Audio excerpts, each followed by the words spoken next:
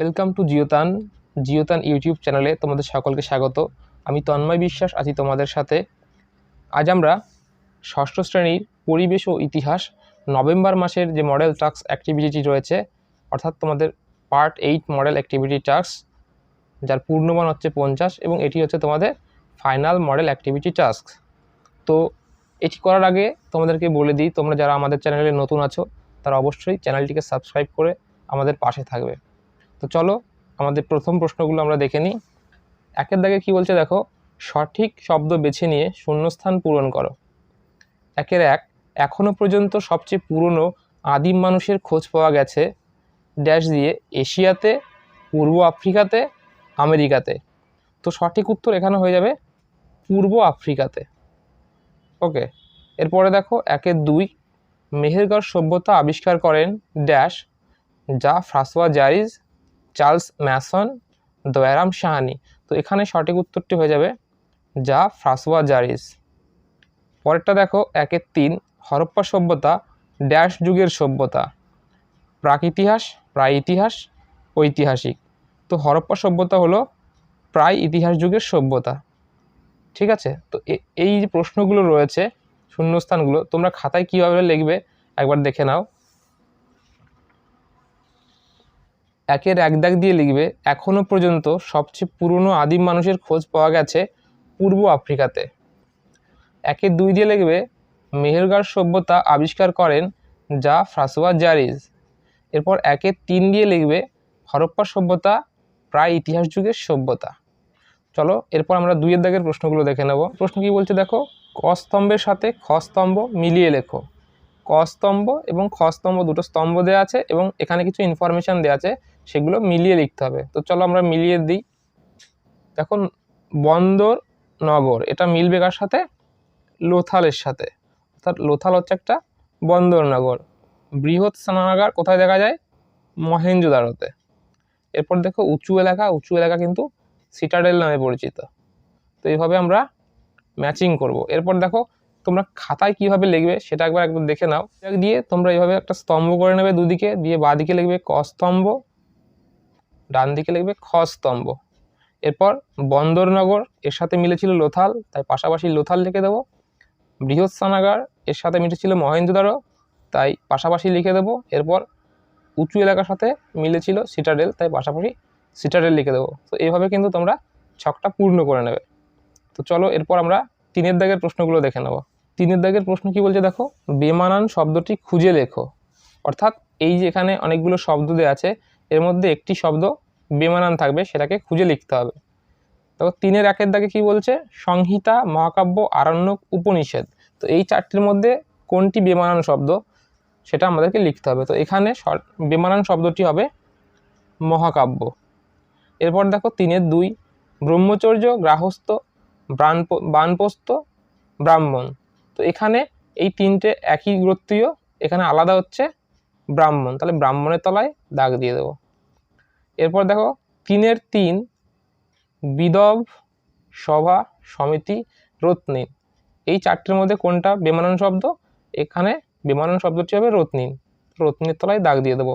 এবার তোমরা খাতায় কিভাবে লিখবে চলো একবার দেখিয়ে দিই তোমাদেরকে। তিনের এক দাগ দিয়ে লিখবে বেমানান শব্দটি হলো মহাকাব্য। তিনের দুই দিয়ে লিখবে বেমানান শব্দটি হলো ব্রাহ্মণ, এবং শেষে তিনের তিন দিয়ে লিখবে বেমানান শব্দটি হলো রত্নীন। তো এইভাবে কিন্তু তোমরা তিনের দাগের প্রশ্নগুলোর উত্তর লিখে নেবে। তো চলো এবার আমরা চারের দাগের প্রশ্নগুলো দেখে নেব। চারের দাগের প্রশ্ন দেখো, সত্য বা মিথ্যা নির্ণয় করো। তো এখানে কতগুলো বাক্য দেওয়া আছে, সেই বাক্যগুলো কোনটা সত্য কোনটা মিথ্যা সেটা লিখতে হবে। ওকে, তো দেখো চারের একের দাগে কি বলছে, দক্ষিণ ভারতের একমাত্র মহাজনপদ ছিল অশোক। তো এটা একটা যে বাক্য দেওয়া আছে সেই বাক্যটা একটা সত্য বাক্য, তাই এর পাশে লিখে দেবো সত্য। সত্য। এরপর দেখো চারের দুই, চন্দ্রগুপ্ত মৌর্য শেষ জীবনে বৌদ্ধ হয়ে যান। তো এই যে বাক্যটা দেওয়া আছে এই বাক্যটা হচ্ছে মিথ্যা, তো এই বাক্যের পাশে আমরা লিখে দেবো মিথ্যা। এরপর দেখো চারের তিন, বিনয় পিটক গৌতম বুদ্ধের মূল কয়েকটি উপদেশের আলোচনা। তো এই যে শেষের বাক্যটি দেওয়া আছে এই বাক্যটিও মিথ্যা, তাই এর পাশে আমরা লিখে দেব মিথ্যা। তো এইভাবে তোমরা বাক্যটি লিখে তার পাশে এভাবে লিখে দেবে, ঠিক আছে। তো চলো এবার আমরা 5 দাগের প্রশ্নগুলো দেখে নিই। 5 দাগের প্রশ্ন কি বলছে, বা 2-3টি বাক্যে উত্তর দাও। 5-1 মেহেরগড় সভ্যতায় কোন কোন কৃষিপণ্য উৎপাদিত হতো। তো এই প্রশ্নটির উত্তর কী হবে, চলো আমরা দেখে নিই। 1 দাগ দিয়ে লিখবে, মেহেরগড় সভ্যতা ছিল একটি কৃষি নির্ভর সভ্যতা। এই সভ্যতাকে মোটামুটি 3টি পর্বে ভাগ করা যায়।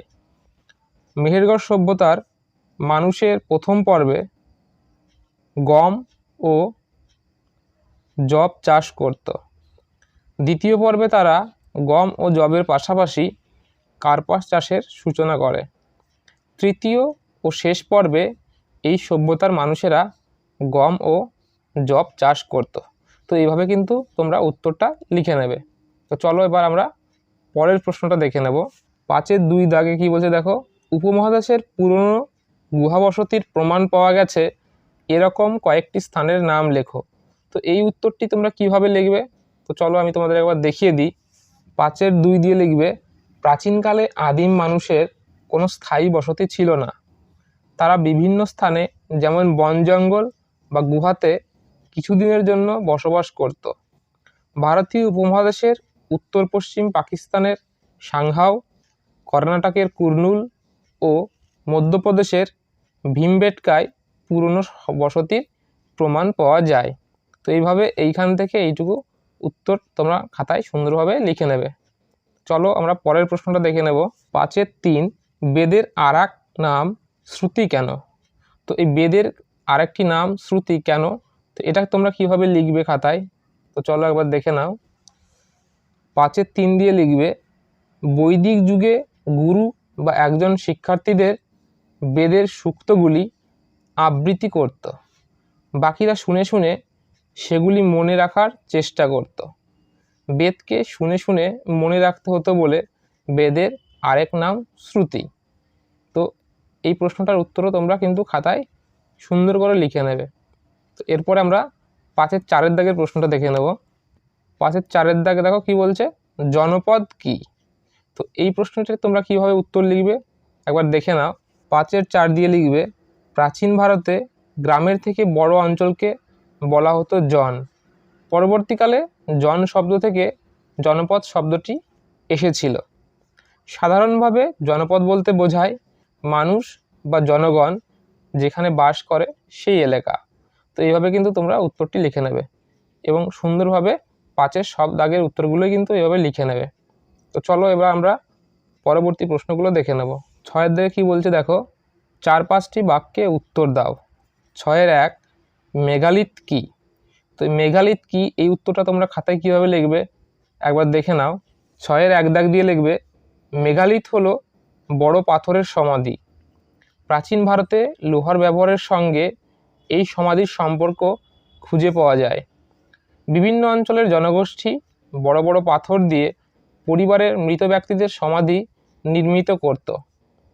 বড় পাথর দিয়ে চিহ্নিত এই সমাধিগুলোর নানান রকম ফের দেখতে পাওয়া যায়। কোথাও আকাশের দিকে তাকিয়ে থাকা বড় একটি পাথর, কোথাও বৃত্তাকার সাজানো অনেক পাথর, কোথাও অনেকগুলি পাথর ঢাকা দেয়া রয়েছে একটা বড় পাথর দিয়ে, ইত্যাদি। তো এইভাবে কিন্তু তোমরা এইখান থেকে এই পর্যন্ত সুন্দর করে খাতায় উত্তরটি লিখে নেবে। চলো আমরা 6-2 দাগের প্রশ্ন দেখে নেব। 6-2 কি বলছে দেখো, জাতকের গল্পের মূল বিষয়বস্তু কি ছিল। তো এই প্রশ্নটির উত্তর তোমরা কিভাবে লিখবে আমি একটু দেখিয়ে দিই তোমাদেরকে। 6-2 দাগ দিয়ে লিখবে, ত্রিপিটকের মধ্যে জাতক নামে কিছু গল্প রয়েছে। মনে করা হয় গৌতম বুদ্ধ আগেও নানান সময়ে জন্মেছিলেন। সেই আগের এক একটি জন্মের কথা জাতকের এক একটি গল্পে বলা হয়েছে। প্রতিটি গল্পের মধ্যে কিছু না কিছু উপদেশ রয়েছে। সাধারণ মানুষের মধ্যে ধর্মপ্রচারের জন্যই জাতকের গল্পগুলি ব্যবহার করা হতো। এগুলোই ছিল জাতকের গল্পের মূল বিষয়বস্তু। তো এইটুকু তোমরা খাতায় লিখে নেবে। এর পরের প্রশ্ন দেখব আমরা।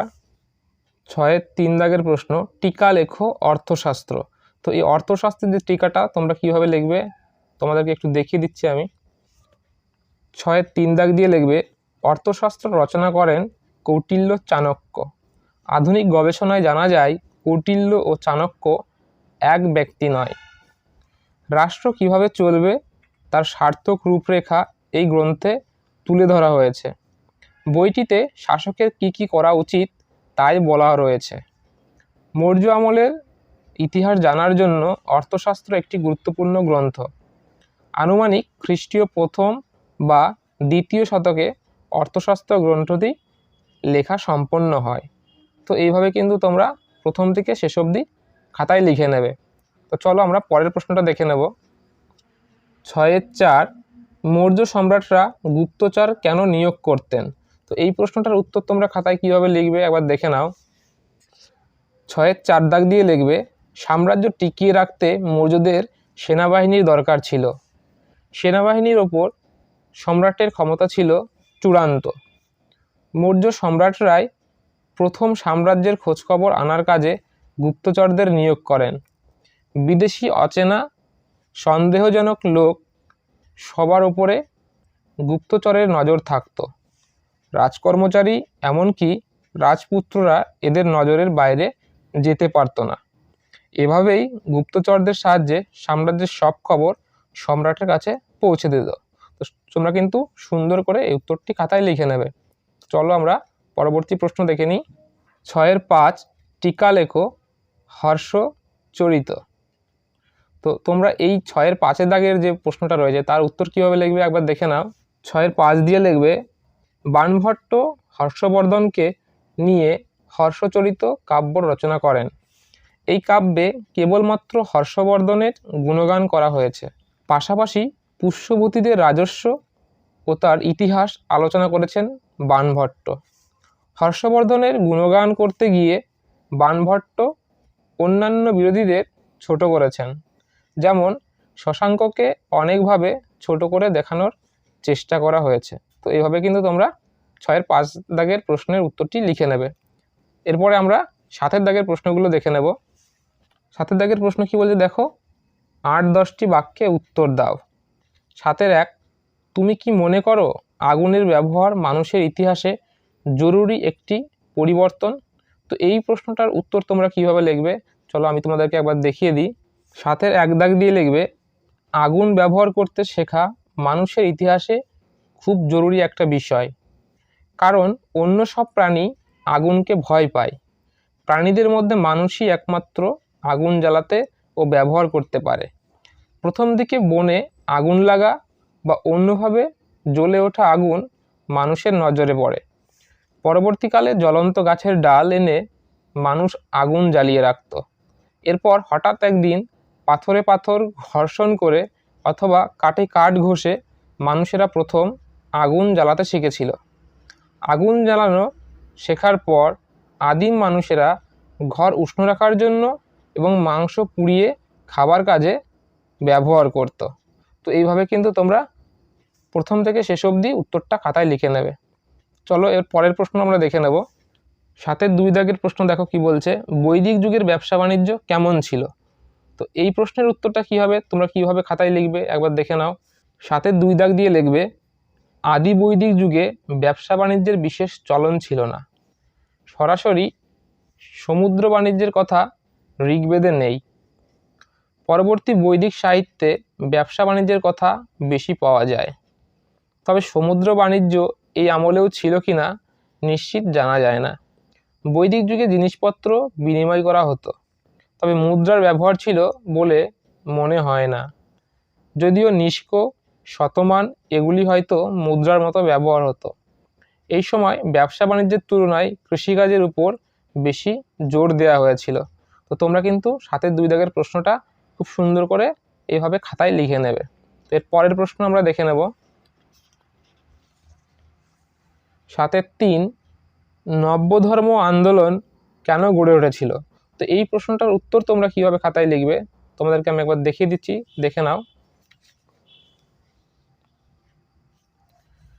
7-এর 3 দিয়ে লিখবে খ্রিস্টপূর্ব 6ষ্ঠ শতকে ভারতীয় উপমহাদেশের সমাজ, অর্থনীতি ও রাজনীতি বদলাতে শুরু করে। এই সময় ধর্মের নামে আড়ম্বর ও অনুষ্ঠান বেড়ে গিয়েছিল। আগে সমাজের শ্রেণীবিভাগ ছিল কাজের ভিত্তিতে, পরে তা হয় জন্মগত। এর ফলে প্রবল জাতিভেদ প্রথার সৃষ্টি হয়। এই জাতিভেদ প্রথার জন্যই একসময় বৈদিক ধর্ম থেকে সাধারণ মানুষ মুখ ফিরিয়ে নিতে বাধ্য হয়েছিল। তাই তারা নতুন ধর্মের দিকে ঝুঁকতে আরম্ভ করেছিল, যে ধর্ম হবে সহজ ও সরল। এই চাহিদার পথ ধরে এসেছিল নতুন দুটি ধর্ম, যথা জৈন ধর্ম ও বৌদ্ধ ধর্ম। এইসব ধর্মের প্রচারকরা নতুন নতুন কথা বলেছিলেন, যা সাধারণ মানুষকে আকর্ষণ করেছিল। এই নতুন ধর্মমতগুলি পরবর্তীকালে নব্য ধর্ম নামে পরিচিত হয়। তো তোমরা এইভাবে কিন্তু সাতের দাগের সব প্রশ্নের উত্তরগুলি সুন্দর করে লিখে নেবে। ওকে, তো ভিডিওটি শেষ পর্যন্ত দেখার জন্য তোমাদের সকলকে ধন্যবাদ। সবাই সুস্থ থাকবে, ভালো থাকবে। নমস্কার।